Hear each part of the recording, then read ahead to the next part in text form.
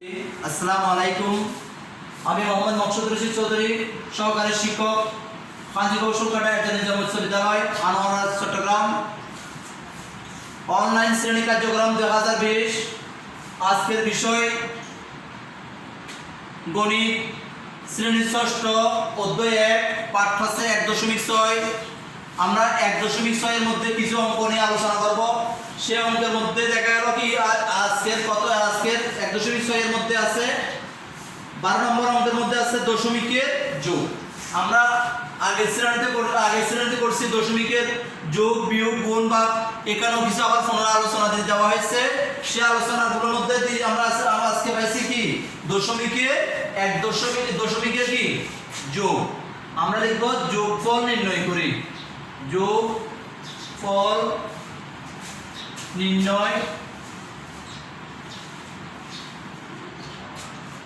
করি।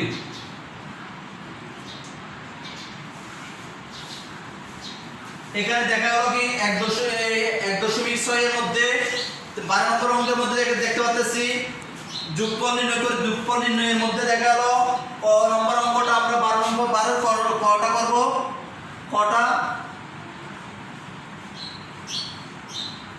প্রথমে দেওয়া আছে 0.325 0.325 যোগ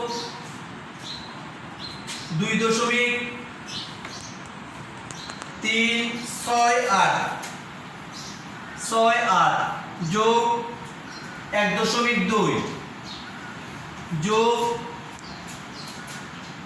0.29। এখানে আমরা দেখতে পাচ্ছি 1 2 3 4টা রাশি আছে। যোগফলের মধ্যে পাশাপাশি যোগের মধ্যে 4টা রাশি দেওয়া আছে। এই 4টা রাশির মধ্যে একটা আছে কি দশমিকের পরে 3টা ঘর, আরেকটা আছে দশমিকের পরে 3টা ঘর, আরেকটা আছে দশমিকের পরে একটা, আবার আরেকটা আছে দশমিকের পরে 2টা। তো এখানে দেখো আমরা এইগুলো যদি করতে যাই 3টা 2টা 1টা, এগুলো অনেক সময় এলোমেলো হয়ে যাওয়ার সম্ভাবনা থাকবে। তাহলে আমরা কি করব, এইখানে যারা বোঝে সংখ্যাটা সহজভাবে বুঝতে পারবো, বুঝে ফেলছি, তাদের জন্য এইভাবে কোনো অসুবিধা নেই। আর যাদের একটু বুঝতে কষ্ট হয় তাদের জন্য আমরা কি করব, আর একটু সহজভাবে হলো দশমিক দিয়ে 3 2 5। এখন শেষ কত, দশমিকের পরে শেষ বেশি সংখ্যা কয়টা আছে, 3টা ঘর আছে।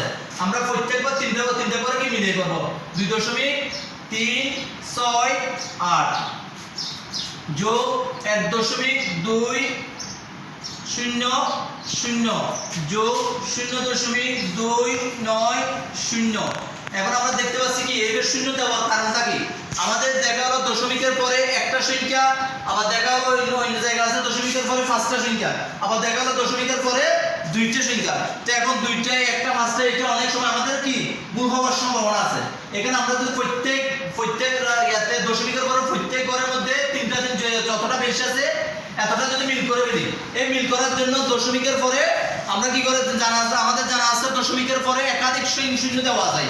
এই শূন্যগুলো কোনো মূল্য নেই, মূল্য ওইগুলো আমরা শূন্যগুলো দিলাম কিসের জন্য, ওই অঙ্কের সংখ্যাগুলো মিল করার জন্য, সহজভাবে মিলানোর জন্য। এখন দেখতে পাচ্ছি এখানে দশমিকের পরে 3টা ঘর, এখানে দশমিকের পরে 3টা, এখানে দশমিকের পরে 3টা, এখানে দশমিকের পরে 3টা সংখ্যা। এখন আমাদের জন্য সহজ পদ্ধতি, আমরা একক, এখানে দশমিকের পরে প্রথমে একক নেব। এককের মধ্যে 0, এককের মধ্যে 0, এককের মধ্যে 8, এই এককের মধ্যে 5। তাহলে দেখা গেল 8 আর 5 এর যোগ, 8 আর 5 এর কি যোগটা কত, 8 5 কত 13 3 হাতে 1। তারপর এখানে দ্বিতীয় রাশি, দ্বিতীয়তে যাব আমরা কত, দ্বিতীয়তে যাবে 9, আর এখানে কি 0, এখানে 6, 9 6 15, 15 2 17, 17 1 ওই 13 3 হাতে 1, 17 1 18। তারপর এখানে কত, এখানে আমরা তৃতীয়তে যাই, তাহলে শতকে গেলে কত 2, 18 1 18 8 হাতে 1 2 1 3 3 2 5 5 3 8 8 3 11, এই 11 একটা বসালাম। তাহলে এখানে করে 11 এখানে দশমিক কত, দশমিকটা আমরা বসাই দেব। 11 হাতে আছে আমাদের 1, তাহলে এখানে কি এখানে দশমিকের আগেরটা কত? 0, 1 1 0 এর সাথে যোগ 1 যোগ করে 1, আর এখানে 1 1 2, 2 এ 2 এ 4, 2 এ 2 এ 4, তাহলে আমরা বসে দিলাম কত? 4। তাহলে এখানে পাওয়া গেল কি 7.183। এখানে যোগফল, এই সবগুলো যোগফল হচ্ছে 7.183। এখানে যোগটা আছে এরকম। উত্তর 7.183। আমরা এইগুলো যদি আরেকটু কি করি, বাসায় নিয়ে আরেকটু আলোচনা করি, আরেকটু বোঝার চেষ্টা করি, যাদের বড় ভাই বড় বোন যারা আছে স্যার আছে, এদের থেকে আমরা একটু কি সহযোগিতা নিই, তাহলে জিনিসটা আমাদের জন্য কি সহজ হবে। যেভাবে আমরা করছি এটা একটু বাসায় করে বসে যেখানে অবস্থান আছে ওইখানে বসে আমরা কি করব, ওইখানে বসে যদি একটু চর্চা করি তাহলে আমাদের কি অঙ্কগুলো সহজ হবে। এখন আমরা এই আজকের কি একটা অঙ্ক দিয়ে আমরা একাধিক অঙ্ক বুঝতে পারি, যদি আমরা বোঝার চেষ্টা করি একটা অঙ্ক দিয়ে একাধিক অঙ্ক কি করব, চর্চা করলে একাধিক অঙ্ক করা যাবে। আজকে আমরা এই 1.6 এর 12 নম্বর অঙ্কের কোণটা নিয়ে আমরা আলোচনা করলাম।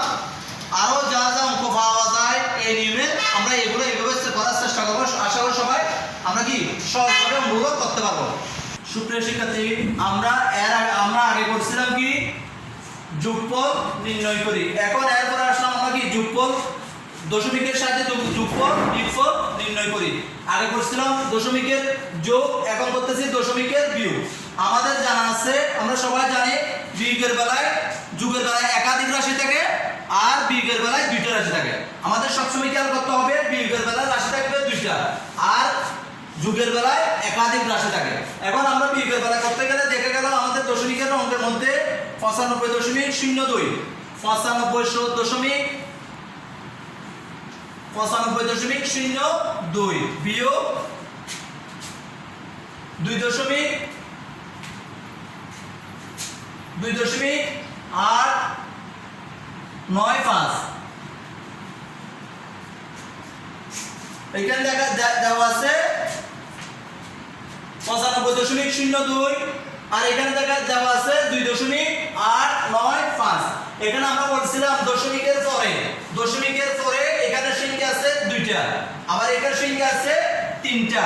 তাহলে আমরা আগের যুগের মতো একই অবস্থা, যদি সহজভাবে যদি একটু বুঝতে সহজ, যদি কঠিন হয় বুঝার জন্য সহজ করতে গেলে আমরা কি করব, দশমিকের পরে যতটা আছে বেশি যতটা আছে এর সাথে মিল করব। কি দিয়ে মিল করব? আমরা 0 দিয়ে মিল করব। তাহলে 0 2। এখানে দশমিকের পরে কয়টা সংখ্যা আছে? তিনটা। আমরা এখানে তিনটা করব। দশমিক 02 আর একটা এখানে দিয়ে তিনটা, একটা দুইটা তিনটা, তাহলে তিনটা হয়েছে। এখানেও আমরা কি করব 8 9 5। তাহলে আমরা তিনটা করার কারণটা হচ্ছে কি আমাদের একক দশকগুলো কি সহজভাবে বোঝার জন্য। এখন আমরা কি করব, দশমিকের এটা বসালাম, এই শূন্যটার কোনো কি নেই, মূল্য নেই। তার মূল্য না থাকলে আমাদের অঙ্কটা সহজভাবে বোঝার জন্য আমরা কি করব, শূন্যটা দিছি। তাহলে এখানে কি করব, এখানে এখন কি একক কত আছে 0 আর এখানে এককে কত আছে 5। তাহলে শূন্যকে আমরা কি করব, ধরে নেব এটা এক দাঁড়িয়ে শূন্যকে এক কি করব 10 করব। তাহলে 10 থেকে 5 গেলে কত, 10 থেকে 5 গেলে আর 5, আমরা এখানে একক দিকে বসাবো 5। তারপর আগে দশকের মধ্যে যাই, তাহলে এখান থেকে এক দান নিচে এখানে কি, এখানে 2 এখানে 9, তাহলে এক দান নিচে কত, এক হয়ে গেছে 11। 11 থেকে 9 গেলে কত 2। তাহলে এখানে শতকের মধ্যে আগে ছিল 0 এখানে যখন এক দান নিচে 0 এটা 10 ছিল, এখানে এক দান নিচে কত হয়ে গেছে, এক দান নামাতে 9 হয়ে গেছে। 9 থেকে 8 গেলে কত 1। তাহলে দশমিকটা আমরা সব সোজা আছে, দশমিকটা আমরা কি করব, এর পরবর্তী দশমিকটা বসে দিলাম। তারপরে দেখা গেল কি ওইখানে আছে কত, এক দান নিচে কত, 0 দান নিচে 5 থেকে দান নামাতে 5 এটা কি হয়ে গেছে, এখন 4 হয়ে গেছে। 7 থেকে 2 গেলে কত, 7 থেকে 2 গেলে 2, 7 থেকে 2 গেলে 2। আর এখানে আছে কত, এখানে আছে সরাসরি 9টা বসা যাবে, যেহেতু এখানে 9 থেকে দান নিতে হয় না, 9 থেকে দান নিতে হয় না। আমরা এই অঙ্কটা কি সহজভাবে বুঝতে পারবো। আমরা যদি যে অঙ্কটা করছি এই অঙ্কটার নিয়মটা যদি জানি, যে দশমিকের বিয়োগের বেলায় কিভাবে অঙ্কটা করতে হয় এই নিয়মটা যদি আমরা একটু জেনে যে একই নিয়মের অঙ্ক দশমিকের অঙ্ক যতই দেওয়া হোক না কেন আমরা কি হাজারো দিলে অঙ্কটা সহজভাবে করতে পারবো। নিয়মটা হবে যে দশমিকের পরে কয়টা সংখ্যা আছে এর সংখ্যা বলে আগে আমরা কি করবো একসাথে মিল করবো কি দিয়ে দশমিকের পরে শূন্য দিয়ে খালি শূন্যতে খালি থাকলে এগুলো শূন্য দিয়ে কি করবো পূরণ করবো, তারপরে পূরণ করে আমরা সহজভাবে অঙ্কটা করে নিতে পারবো।